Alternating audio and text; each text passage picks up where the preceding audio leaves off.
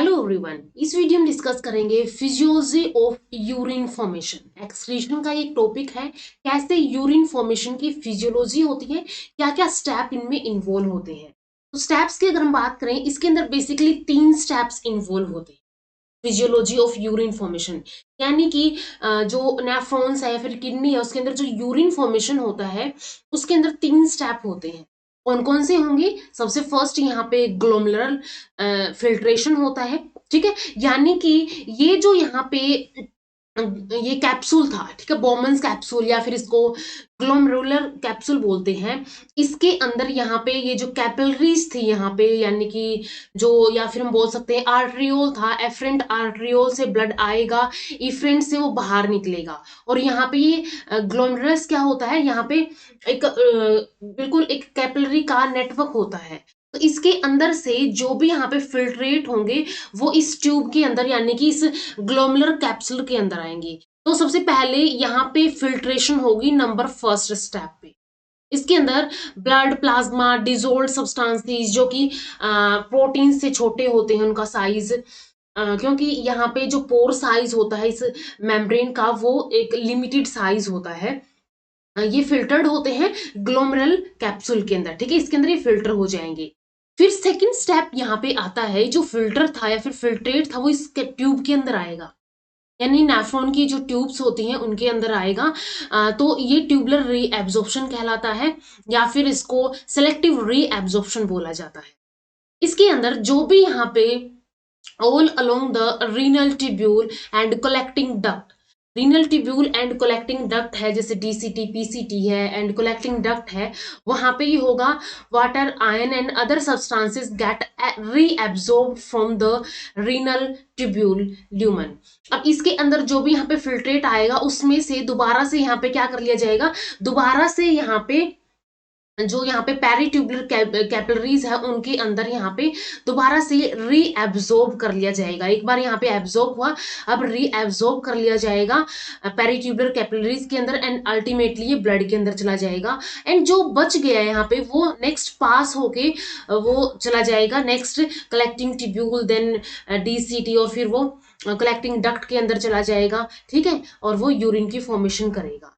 अब इसके बाद थर्ड स्टेप यहाँ पे क्या होगा, यहाँ पे आ गया है फिल्ट्रेट जो भी बना था, all along the renal tubule and collecting duct, ठीक है। Substances such as waste drugs excess ions get secreted from the peritubular capillaries. अब यहाँ पे, यहाँ से, ठीक है, यहाँ से पेरिट्यूबुलर कैपिलरीज से कुछ सब्सटेंसेस होंगे, जैसे कि वेस्ट ड्रग्स होंगी, एक्सेस आयंस होंगे, जो कि पेरिट्यूबुलर कैपिलरीज के अंदर है, वो क्या कर दिए जाएंगे, इन रीनल ट्यूब्यूल के अंदर भेज दिए जाएंगे, एंड अल्टीमेटली ये यूरिन के अंदर चले जाएंगे और ब्लड क्या हो जाएगा, ब्लड यहाँ पे साफ हो जाएगा या फिर प्योर हो जाएगा। तो इन 3 स्टेप्स के थ्रू यहाँ पे यूरिन की फॉर्मेशन होती है। वन बाय वन हम इन स्टेप्स को डिस्कस करेंगे। आज की वीडियो में हम ये first step that is glomerular filtration के बारे में डिस्कस करने वाले हैं, या फिर अल्ट्रा फिल्ट्रेशन के बारे में डिस्कस करने वाले हैं। इंपॉर्टेंट है ये टॉपिक, यूरिन फॉर्मेशन की जो फिजियोलॉजी है ये इंपॉर्टेंट टॉपिक है, तो इसके अंदर 3 स्टेप भी बहुत इंपॉर्टेंट है। तो फर्स्ट स्टेप यहाँ पे है अल्ट्रा फिल्ट्रेशन और ग्लोमेरुलर फिल्ट्रेशन। अब ये जो होता है ये एक हाइपोथेसिस होता है जिसको स्टार्लिंग हाइपोथेसिस बोलते हैं, उसके ऊपर बेस्ड होता है। और ये स्टार्लिंग हाइपोथेसिस क्या बोलता है, at the arterial end tissue fluid is formed as the fluid goes out from the blood capillaries to the extravascular compartment, ठीक है। ब्लड कैपिलरीज से जो फ्लूइड होगा वो एक्स्ट्रावॉस्कुलर कंपार्टमेंट्स के अंदर चला जाता है। क्यों चला जाता है? Due to an outward directed pressure, क्योंकि ब्लड कैपिलरीज से ये कहाँ चला जाएगा, यहाँ यहाँ ये जो जगह है ये एक्स्ट्रावॉस्कुलर कंपार्टमेंट है, इनके अंदर ये चला जाता है। और ये क्यों जाता है? क्योंकि एक आउटवर्ड डायरेक्टेड प्रेशर ग्रेडियंट बनता है, ठीक है। ग्रेडियंट यहाँ पे बनता है, यहाँ पे हाई बन जाता है, इधर साइड लो होता है, तो इस वजह से ये मूव कर जाता है, which is equal to the difference between the blood pressure and osmotic tension of the plasma protein. And ये जो प्रेशर ग्रेडियंट बनता है, आउटवर्ड डायरेक्टेड प्रेशर ग्रेडियंट बनेगा, ये इक्वल होता है to the difference between blood pressure and osmotic tension, ठीक है। Blood pressure and osmotic tension का जो डिफरेंस है उनके इक्वल होता है ये। तो इस वजह से क्या हो जाता है, ये जो यहाँ पे जो फ्लूइड है वो चला जाता है पैरेट या फिर एक्स्ट्रावास्कुलर कंपार्टमेंट के अंदर, ये चला जाता है। सो अल्ट्रा फिल्ट्रेशन एक एंटायरली पैसिव प्रोसेस होती है। ठीक है, अल्ट्रा फिल्ट्रेशन क्या होगा, एक पैसिव प्रोसेस होगी। जैसे कि हमने बात की थी कि ये जो है यहाँ से जैसे ब्लड यहाँ से आएगा, ये जो है एक पेरिट्यूबुलर, ये एक नेटवर्क यहाँ पे बनता है ग्लोमेरुलस का, और यहाँ पे होता है ये कैप्सूल लाइक स्ट्रक्चर जिसको बोमन कैप्सूल बोलते हैं। ठीक है, ऐसा होता है। तो अब ये जो भी यहाँ पे ब्लड कैपिलरीज ये थी, ब्लड कैपिलरीज से जो भी ब्लड आएगा वो इसके अंदर आएगा, और वो क्यों क्यों आता है, वो आता है एक आउटवर्ड डायरेक्टेड प्रेशर ग्रेडियंट की वजह से। और ये क्या होता है, अल्ट्रा फिल्ट्रेशन एक पैसिव प्रोसेस होती है। ठीक है, ये क्या होती है, एक पैसिव प्रोसेस होती है। इसके बाद जो ग्लोमेरुलर फिल्टरिंग मेम्ब्रेन है, ये एक अल्ट्रा फिल्टर की तरह एक्ट करती है।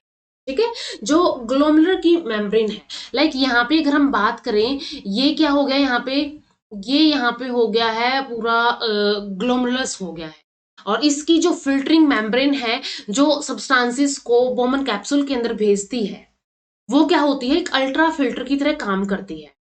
तो यहाँ पे होता क्या है, अल्ट्रा फिल्टर की तरह कैसे काम करती है, पहले भी हमने डिस्कस किया है। यहाँ पे जो फिल्टरिंग मेम्ब्रेन होती है, यहाँ पे उसकी क्या क्या प्रॉपर्टीज होनी चाहिए, क्या थिकनेस होनी चाहिए, कुछ पोर्स होते हैं उसके अंदर।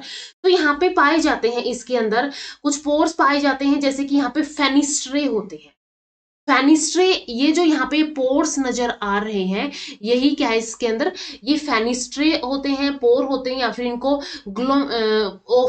Glomerular endothelial cell. ठीक है, यहाँ पे ग्लोमेरुलर एंडोथेलियल सेल्स होते हैं, उनके ये पोर्स होते हैं। तो फेनिस्ट्रे क्या होते हैं, फेनिस्ट्रे in the endothelium of the glomerular capillaries. जो ग्लोमेरुलर कैपिलरीज हैं उनके अंदर जो एंडोथेलियम है उसके अंदर फेनिस्ट्रे यानी पोर्स पाए जाते हैं।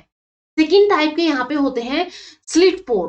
ठीक है, सेकेंड टाइप के यहाँ पे स्लिट पोर पाए जाते हैं, ये होते हैं in the visceral layer of the Bowman capsule. Bowman capsule की जो विसरल लेयर होगी उसके अंदर ये पाए जाते हैं स्लिट पोर्स पाए जाते हैं।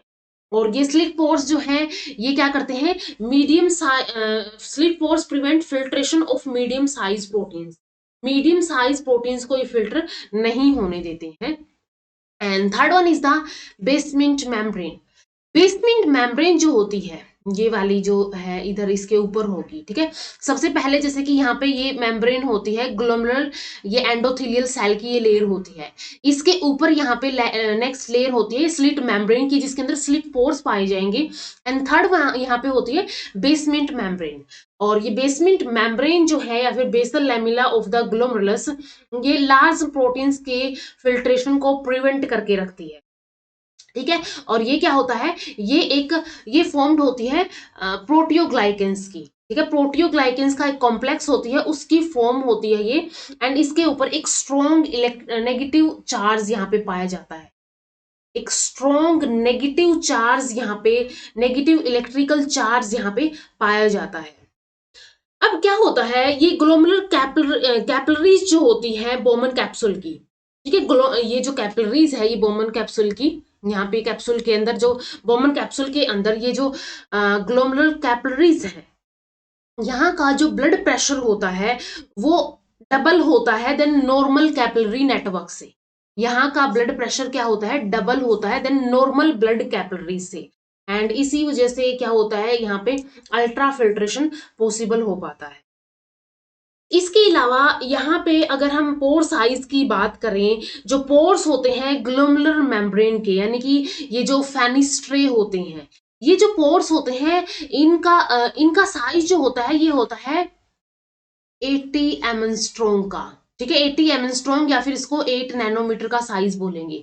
लेकिन ये सिर्फ जो 60 एंगस्ट्रॉम के प्रोटीन होते हैं उस तक का ही साइज अलाउ करते हैं पास होने के लिए, इससे बड़ा साइज ये अलाउ नहीं करते हैं। ठीक है, सिर्फ 60 एंगस्ट्रॉम तक का जो साइज है इतना ही साइज ये अलाउ करते हैं, इसके अलावा ये अलाउ नहीं करते हैं।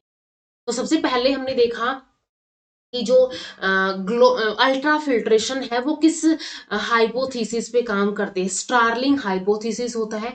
सेकंड बात यहाँ पे आई कि जो यहाँ से फिल्टर होता है या फिर ये जो फिल्ट्रेशन मेम्ब्रेन होती है या फिर फिल्टरिंग मेम्ब्रेन होती है या फिर हम इसको बोल सकते हैं ग्लोमेरुलर फिल्टरिंग मेम्ब्रेन, ये एक अल्ट्रा फिल्टर की तरह एक्ट करती है क्योंकि इसके अंदर fenestrated spores and basement membrane पाई जाती है।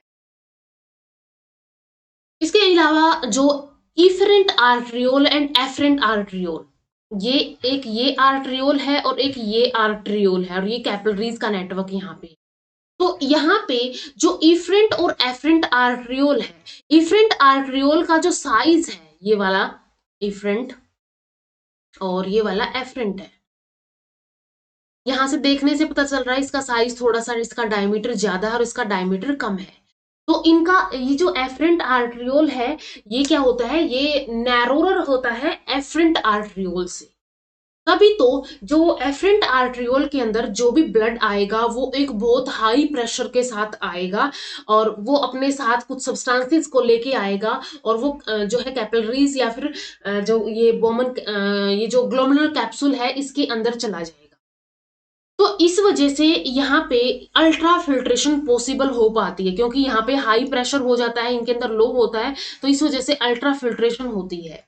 एंड इसका जो प्रेशर है ये जो नैरोर होता है इसका प्रेशर कम होता है यहाँ पे, इसी वजह से, क्योंकि अगर यही प्रेशर सेम रहा तो ये आगे निकल जाएगा और यहाँ पे प्रेशर कम होता है, इस वजह से ये क्या हो जाता है, ये आगे नहीं जा पाता, इसके अंदर नहीं जा पाता है और यहाँ पे अल्ट्रा फिल्ट्रेशन पॉसिबल हो पाती है।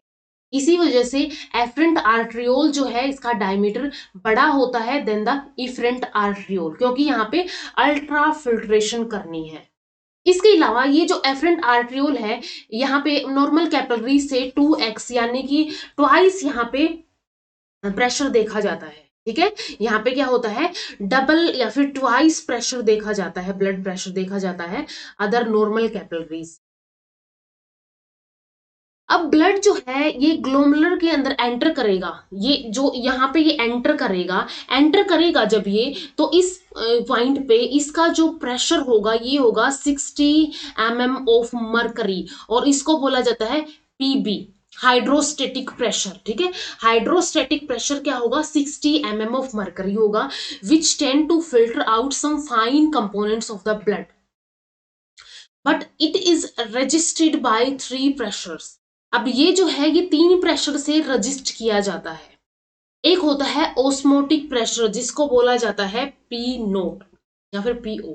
एक होता है, सेकंड होता है hydrostatic pressure, hydrostatic pressure of fluid present inside the renal tubule, renal tubule के अंदर। ठीक है, रीनल ट्यूब्यूल के अंदर जो प्रेशर है जिसको पीसी बोला जाता है। And third one is the hydrostatic pressure of the interstitial fluid around the renal tubule. और इंटरस्टिशियल जो हाइड्रोस्टेटिक प्रेशर है इंटरस्टिशियल फ्लूइड का, जैसे कि ये रीनल ट्यूब्यूल है यहाँ पे ऐसे गई और ये यहाँ पे जो यहाँ का जो प्रेशर है यानी कि ये क्या है, ये है पी आई। तो ये 3 डिफरेंट डिफरेंट प्रेशर्स हैं, ये 3 प्रेशर्स हैं, ये रजिस्ट किए जाते हैं।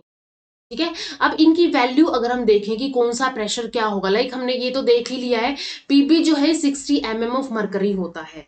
Osmotic pressure of the plasma protein ये आता है 30 mm of mercury. Hydrostatic pressure of the fluid present inside the renal tubule, एक तो रीनल ट्यूब्यूल के इनसाइड जो प्रेशर है और एक आउटसाइड जो प्रेशर है।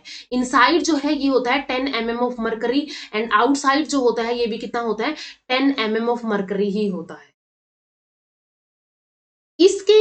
इससे हम यहाँ पे निकाल सकते हैं ग्लोमेरुलर फिल्ट्रेशन प्रेशर। ठीक है, अब यहाँ पे जीएफपी कैसे निकालेंगे, जीएफपी निकालने के लिए पीबी जो है ये माइनस होता है P note plus PC plus pi, यानी इन तीनों प्रेशर्स को अगर हम प्लस कर दें, इनका सम कर दें और जो टोटल हाइड्रोस्टेटिक प्रेशर था जब ये ग्लोमेरुलर फिल्ट्रेशन के अंदर एंटर किया था ब्लड, इसमें से माइनस कर देंगे। कितना था, ये 60 था हमने देखा था और ये 30 है, ये 10 है, ये 10 है, तो ये आ जाएगा यहाँ पे 10 mm ऑफ मरकरी। ठीक है, तो यहाँ पे ग्लोमेरुलर फिल्ट्रेशन प्रेशर आ जाता है 10 mm ऑफ मरकरी। तो यहाँ पे ये जो होता है ये नेट ड्राइविंग फोर्स यानी कि ये जो जीएफपी होता है, net driving force which is responsible for the ultra filtration through thin and semi-permeable glomerular blood capillaries and Bowman capsule is provided by the difference between the hydrostatic pressure at which the blood enters, ठीक है, blood जहां पे enter करेगा, ये enter किया and enter करने के बाद ग्लोमेरुलस के अंदर and sum of those pressures which resist the hydrostatic pressure, ये तीन प्रेशर जो कि रजिस्ट कर रहे थे, ये क्या होता है, ये होता है यहाँ पे जीएफपी। इसके बाद rate of ultra filtration directly proportional होता है जीएफपी के, ठीक है, जीएफपी के क्या होगा, डायरेक्टली प्रोपोर्शनल होता है। और सेकेंड यहाँ पे होता है depend on the permeability of the filtering membrane, ठीक है, प्रेशर कितना ही आ जाए अगर वो मेम्ब्रेन ही फिल्टर नहीं करेगी तो उसकी वजह से भी जो रेट ऑफ अल्ट्रा फिल्ट्रेशन है वो जो है कंट्रोल किया जाता है या फिर उसके थ्रू भी कंट्रोल रेगुलेट किया जाता है। तो ये क्या हो गया, rate of ultra filtration directly proportional होता है जीएफपी के एंड डिपेंड करता है कि जो फिल्टरिंग मेम्ब्रेन है उसकी परमेबिलिटी कितनी है। GFP is responsible for filtering the large amount of water and number of small sized solute useful substances जैसे कि ग्लूकोज, अमीनो एसिड्स। जो यहाँ पे ग्लोमेरुलर फिल्ट्रेशन प्रेशर है ये रिस्पॉन्सिबल होता है large amount of water, small size of soluble useful substances जैसे glucose, amino acids, vitamin, sodium etcetera and number of harmful substances जैसे कि urea, uric acid, creatinine, ammonium salts, pigment and sodium ions, potassium ions, magnesium ions, calcium ions, ठीक है, इन सबको क्या करता है, इन सब की फिल्ट्रेशन के लिए रिस्पॉन्सिबल होता है। फिल्टर्ड लोड होता है यहाँ पे, ठीक है, फिल्टर्ड लोड क्या होता है, यहाँ पे 24.14 मोल्स और 575 gram per day for sodium ion, ठीक है, पर डे कितना ग्राम यहाँ पे फिल्टर होता है ये, तो इसको बोला जाता है filter load. Potassium ion, sodium ion के लिए ये होता है 24.14 मोल्स या फिर ये होता है 575 gram per day. The proteins, fats, carbohydrate, etc. are not filtered out. अब ऐसा नहीं फूड की, अब जैसे हमने फूड खाया है, हमने फूड अपटेक किया है तो उसके अंदर प्रोटीन्स, फैट्स, कार्बोहाइड्रेट ये सब चीजें भी होंगी, वो डाइजेस्ट होंगी, वो यहाँ से फिल्टर्ड आउट नहीं होंगी। तो यहाँ पे प्रोटीन, फैट्स, कार्बोहाइड्रेट्स ये फिल्टर आउट नहीं किए जाते हैं। This filtration under pressure is called ultra filtration और ग्लोमेरुलर फिल्ट्रेशन। इसी फिल्ट्रेशन को जो अंडर इस प्रेशर की होती है इसको बोला जाता है अल्ट्रा फिल्ट्रेशन या फिर glomerular filtration. While the filtrate which come in the nephron, ठीक है, अब जैसे यहां से हमने देखा था ये क्या हो गया, यहाँ पे ग्लोमेरुलस हो गया, ग्लोमेरुलस का नेटवर्क हो गया यहाँ पे, और यहाँ पे बोमन्स कैप्सूल, और बोमन कैप्सूल से यहाँ से पीसीटी और यहाँ पे loop of Henle then DCT ये सब स्ट्रक्चर्स यहाँ पे होंगे, ठीक है, ये सब ट्यूब्स यहाँ पे होगी। तो ये जो फिल्ट्रेट यहाँ पे आ गया है और ये फिर जाएगा नेक्स्ट पूरे नेफ्रॉन के अंदर, तो जो फिल्ट्रेट आया है जो कि नेफ्रॉन के अंदर आएगा इसको फिल्ट्रेट या फिर इसको ग्लोमेरुलर और कैप्सुलर फिल्ट्रेट या फिर इसको प्राइमरी यूरिन बोला जाता है, ठीक है, इसी को प्राइमरी यूरिन बोला जाता है। तो अगर आता है क्वेश्चन कि प्राइमरी यूरिन की फॉर्मेशन कैसे होती है तो उसके अंदर भी ये अल्ट्रा फिल्ट्रेशन ही डिस्क्राइब करना होता है। अब ये जो प्राइमरी यूरिन या फिर ये जो ग्लोमेरुलर और कैप्सुलर फिल्ट्रेट है या फिर सिंपल फिल्ट्रेट है, ये जो होता है ये सिमिलर होता है प्रोटीन्स फ्री प्लाज्मा इन कंपोजिशन, ठीक है, proteins free plasma in composition, tonicity and osmotic pressure contains only 0.03% protein, सिर्फ यहाँ पे क्या होता है बिल्कुल लिटिल अमाउंट के अंदर ही प्रोटीन पाया जाता है, तो ये क्या होता है प्रोटीन फ्री प्लाज्मा होता है कंपोजिशन के अंदर, ये जो प्राइमरी यूरिन फॉर्म हो चुका है। इसके बाद नेक्स्ट आता है renal plasma flow. Renal plasma flow क्या होता है, about 650 ml of blood plasma passes through the glomerular capillaries, ठीक है। अबाउट 650 ml ऑफ ब्लड जो है ये ग्लोमेरुलर कैपिलरीज के थ्रू पास होता है nephron of the both kidneys in 1 minute, और इसी को रीनल प्लाज्मा फ्लो या फिर आरपीएफ बोला जाता है। यानी कि 1 मिनट के अंदर दोनों किडनीज के नेफ्रॉन्स में से 650 ml ऑफ ब्लड प्लाज्मा पास होता है, और ये क्या कहलाता है? आरपीएफ कहलाता है।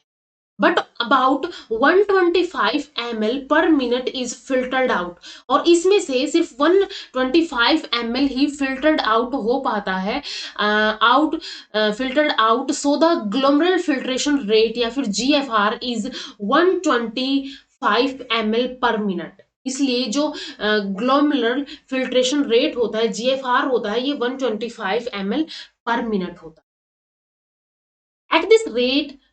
At this rate, about 150 to 180 liters average 172 liters, ठीक है, 172 liters of nephric filtrate formed per day। ठीक है, ये कितना होता है इस रेट के ऊपर, यानी कि ये जो रेट है यहाँ पे 125 ml पर मिनट है, इस रेट के ऊपर यहाँ पे क्या होता है अबाउट 150 टू 180 लीटर्स जो है, एंड एवरेज ये 172 लीटर्स है। Nephric filtrate is formed per day, एक दिन के अंदर इतना फॉर्म्ड होता है। But only 1.5 to 1.8 litres of urine is excreted out per day, and इसको यूरिन आउटपुट बोला जाता है। यूरिन आउटपुट क्या होता है? ये जो एक पर डे कितना यहाँ पे नेफ्रिक फिल्ट्रेट जो है ये फॉर्म्ड हो रहा है, या फिर हम बोल सकते हैं नेफ्रिक फिल्ट्रेट नहीं बोलेंगे, यूरिन फॉर्म्ड होता है। तो ये क्या होता है 1.5 to 1.8 litres of urine excrete किया जाता है। ठीक है, फॉर्म नहीं, एक्सक्रीट किया जाता है, एक्सक्रीट आउट होता है एक दिन के अंदर, उसको यूरिन आउटपुट बोला जाता है। अब यहाँ पे जो टर्म्स आई है आरपीएफ, जीएफआर, यूरिन आउटपुट, ये सारी ही इंपॉर्टेंट टर्म्स हैं जो शॉर्ट क्वेश्चंस होते हैं उनके अंदर पूछी जा सकती है कि रीनल प्लाज्मा फ्लो क्या होता है, ग्लोमेरुलर फिल्ट्रेशन रेट क्या होता है, यूरिन आउटपुट क्या होता है। यूरिन आउटपुट क्या होता है? एक दिन के अंदर 1.5 to 1.8 litres of urine excrete किया जाता है, और इसको ही यूरिन आउटपुट बोला जाता है। फिल्ट्रेशन फ्रैक्शन ये होती है fraction of renal plasma flow. Renal plasma flow की जो फ्रैक्शन होती है बिकम्स ग्लोमेरुलर फिल्ट्रेट, जो कि ग्लोमेरुलर फिल्ट्रेट बन जाती है, उसको बोला जाता है फिल्ट्रेशन फ्रैक्शन। फिल्ट्रेशन फ्रैक्शन को बोला जाता है जीएफआर डिवाइडेड बाय आरपीएफ, यानी कि जो ग्लोमेरुलर फिल्ट्रेशन रेट था इसको आरपीएफ यानी कि रीनल प्लाज्मा फ्लो से डिवाइड कर दिया जाता है। तो ये था 125, और ये हमने देखा था कि ये था 650 ml। तो ये जो है, और इसको 100 से मल्टीप्लाई करने के बाद ये आ जाता है 19%। तो फिल्ट्रेशन फ्रैक्शन क्या होता है? 19% होता है। नेक्स्ट हम आते हैं filtration coefficient. Filtration coefficient KF is defined as the glomerular filtration per millimeters of the mercury of the filtration pressure. ये डिफाइन किया जाता है कि जो glomerular filtration per millimeter of the mercury of filtration pressure, इसको filtration coefficient बोला जाता है। फिल्ट्रेशन कोफिशिएंट जो है जीएफआर डिवाइडेड बाय जीएफपी, ये 125 पर मिनट था, और ये 10 mm ऑफ मर्करी होता है। तो ये टोटल यहाँ पे आ जाएगा 12.5 मिनट पर mm ऑफ मर्करी। तो ये क्या हो जाता है? फिल्ट्रेशन कोफिशिएंट आ जाता है। इसके बाद कुछ फैक्टर्स हैं जो कि अल्ट्रा फिल्ट्रेशन को अफेक्ट करते हैं, जैसे कि जीएफपी था, और इसके अलावा जैसे कि आर्टीरियल परफ्यूजन प्रेशर है, कोलाइडल ऑस्मोटिक प्रेशर है, हाइड्रोस्टेटिक इंट्राकैप्सुलर प्रेशर है। ये सारे फैक्टर्स क्या करते हैं, ये सारे टाइप के प्रेशर्स अल्ट्रा फिल्ट्रेशन को अफेक्ट करते हैं। एंड इसके अलावा जीएफपी जो है ये डायरेक्टली प्रोपोर्शनल होता है फिल्ट्रेशन प्रेशर के। Factor affecting the permeability of the filtering membrane in glomerulonephritis, ठीक है, glomerulonephritis the filtering membrane is thickened. इसके अंदर क्या होता है, इस कंडीशन के अंदर ग्लोमेरुलोनेफ्राइटिस के अंदर ये जो फिल्टरिंग मेम्ब्रेन है, फिल्टरिंग मेम्ब्रेन थिकन्ड हो जाती है, और परमेबिलिटी एंड जीएफआर जो है वो डिक्रीज हो जाता है। ठीक है, यहाँ पे इस कंडीशन के अंदर क्या होगा, परमेबिलिटी जो है ये कम हो जाएगी, जीएफआर जो है डिक्रीज हो जाएगा, क्योंकि फिल्टरिंग मेम्ब्रेन जो है ये क्या हो जाती है, ये थिकेंड हो जाते हैं, यहाँ पे इन्फ्लामेशन हो जाता है। नेक्स्ट फैक्टर है यहाँ पे ट्यूबलोग्लोमेरुलर फीडबैक मैकेनिज्म। ट्यूबलोग्लोमेरुलर फीडबैक मैकेनिज्म के अंदर क्या होता है, यहाँ पे जो GFR है, ठीक है, ग्लोमेरुलर फिल्ट्रेशन रेट जो है, ये जब इंक्रीज होता है तो ये क्या कर देता है, जो लोड ऑफ कैल्शियम आयन है उसको भी इंक्रीज कर देता है। यहाँ पे ये सोडियम आयंस है और जो ग्रीन कलर वाले हैं ये कैल्शियम आयंस है। ठीक है, तो यहाँ पे क्या हो जाता है, अब जो GFR जब बढ़ जाता है तो लोड ऑफ जो क्लोरीन है, ठीक है, क्लोरीन जो या फिर क्लोराइड है वो बढ़ जाता है। ठीक है, ये क्या हो जाएगा, बढ़ जाएगा। इसकी वजह से जो एफरेंट आर्ट्रियोल है, एफरेंट आर्ट्रियोल का, यानी कि ये जो एफरेंट आर्ट्रियोल है, ये वाला एफरेंट आर्ट्रियोल कॉन्स्ट्रिक्ट हो जाता है। कॉन्स्ट्रिक्ट होने की वजह से कॉन्स्ट्रिक्ट हो गया है, जिसकी वजह से यहाँ पे उतने प्रेशर के साथ ब्लड नहीं आ पाएगा, तो अल्ट्रा फिल्ट्रेशन जो है वो डिक्रीज हो जाएगा। तो रिजल्ट में क्या हो जाता है, अल्ट्रा फिल्ट्रेशन डिक्रीज हो जाता है एंड वाइस वर्सा। यानी कि इसका उल्टा भी होता है, जब GFR डिक्रीज हो जाता है तो लोड ऑफ कैल्शियम आयन भी डिक्रीज हो जाता है, एफरेंट आर्ट्रियोल जो है यहाँ पे क्या हो जाएंगे, रिलैक्स हो जाएंगे, जिसकी वजह से अल्ट्रा फिल्ट्रेशन क्या हो जाएगा, बढ़ जाएगा, नॉर्मल आ। तो ये होता है ट्यूबलोग्लोमेरुलर फिल्ट्रेशन फीडबैक मैकेनिज्म। इसके बाद नेक्स्ट आता है, ये जो ट्यूबलो ग्लोमेरुलर फीडबैक मैकेनिज्म है, इसके अंदर दो टाइप के मैकेनिज्म वर्क करते हैं। एक तो होता है afferent arteriolar vasodilator feedback mechanism, second होता है efferent arteriolar vasoconstrictor feedback mechanism. एक बार डायलेट हो जाता है, एक बार कॉन्स्ट्रिक्ट हो जाता है। GFR जो है, यानी कि ग्लोमेरुलर फिल्ट्रेशन रेट जब बढ़ जाता है तो यहाँ पे कॉन्स्ट्रिक्शन हो जाती है। तो efferent arteriolar vasoconstrictor feedback mechanism काम करता है, एंड एक होता है afferent arteriolar vasodilator feedback mechanism. तो ये दो टाइप का होता है यहाँ पे। इसके बाद नेक्स्ट टाइप का फैक्टर है very strong sympathetic stimulation constrict the renal arteriole, so greatly the renal blood flow decreases temporarily as to as low as the 10 to 30% of the normal, and this decreases the GFR। ठीक है, अगर एक strong sympathetic stimulation आती है जिसकी वजह से जो रीनल आर्ट्रियोल है वो कॉन्स्ट्रिक्ट हो जाते हैं, कॉन्स्ट्रिक्ट होने की वजह से जो रीनल ब्लड फ्लो है वो डिक्रीज हो जाता है अबाउट 10 to 30% नॉर्मल से, एंड जिसकी वजह से GFR है वो भी डिक्रीज हो जाएगा, but this recover to normal within 20 to 30 minutes. ये बहुत जल्द ही रिकवर भी हो जाता है, नॉर्मल आ जाता है ये। तो यहाँ तक हमने ये जो फर्स्ट स्टेप था, यहाँ तक जो आ गया है यहाँ पे, ये हमने डिस्कस कर लिया है यहाँ पे। ठीक है, एफरेंट आर्ट्रियोल जो है ये थोड़ा सा इसका डायमीटर ज्यादा होता है देन द इफरेंट आर्ट्रियोल, ताकि जिस प्रेशर के साथ यहाँ से ब्लड आता है और ये ब्लड क्या करता है, फिर यहाँ पे फिल्ट्रेशन करता है, तो इजिली यहाँ पे फिल्ट्रेशन हो सके, क्योंकि इक्वल होगा तो एज इट इज ये निकल जाएगा। तो इस वजह से यहाँ पे अल्ट्रा फिल्ट्रेशन पॉसिबल हो जाता है, फिर इफरेंट आर्ट्रियोल के अंदर जाता है। तो यहाँ पे क्या आता है, यहाँ पे फिल्ट्रेट या फिर प्राइमरी यूरिन आ जाता है, जिसको बोला जाता है कि प्लाज्मा प्रोटीन, जो ब्लड है उसमें से प्लाज्मा प्रोटीन्स जो है वो कम हो जाते हैं, या फिर हम बोल सकते हैं बिल्कुल कम अमाउंट के अंदर पाए जाते हैं, या फिर ब्लड प्लाज्मा फ्री हम बोल सकते हैं, वो कंपोजिशन वाला यहाँ पे प्राइमरी यूरिन या फिर फिल्ट्रेट फॉर्म हो जाता है। अब ये नेक्स्ट जाएगा यहाँ पे और नीचे की तरफ नेफ्रॉन के अंदर, तो ये करेगा ट्यूबुलर रीएब्जॉर्प्शन। नेक्स्ट वीडियो में हम tubular reabsorption that is second step के बारे में डिस्कस करेंगे, और देन फिर डिस्कस करेंगे ट्यूबुलर सिक्रीशन के बारे में। तो मिलते हैं नेक्स्ट वीडियो में। वीडियो अगर हेल्पफुल लगी हो तो लाइक कीजिए, शेयर कीजिए अपने फ्रेंड्स के साथ, एंड चैनल को सब्सक्राइब कर लीजिए। Thank you so much.